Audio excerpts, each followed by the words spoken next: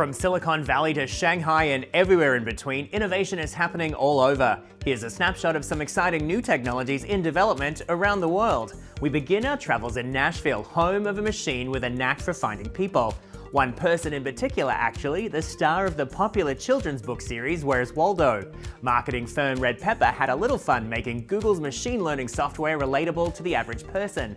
They loaded images of Waldo into the platform so the algorithm could identify the bespectacled traveler. Then they hooked up the software to a robotic arm and camera and placed a copy of a Where's Waldo book in front of it.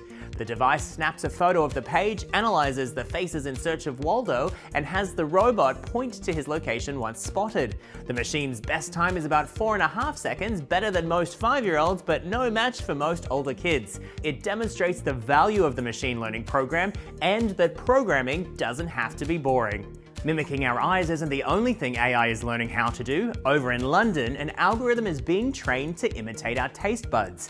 The team at Intelligent X is using artificial intelligence to create great tasting beer. The AI taps into a database of ingredients and some brewing know-how handed down from the pros.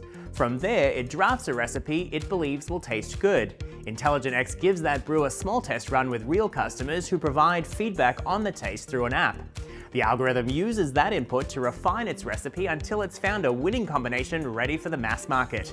The idea is to drastically reduce the time and effort needed to discover hit brews, and we can all raise a glass to that. We cross the English Channel to our final destination of Belgium. It's here a technology critical to the Internet of Things revolution is quietly being developed. Researchers at IMEC are working on smart sensors made out of plastic foil instead of silicone. They'll be extremely thin, flexible, and cheap to produce in large volumes. This will make it possible to stick them onto disposable products like food, something that can't be done with today's chips.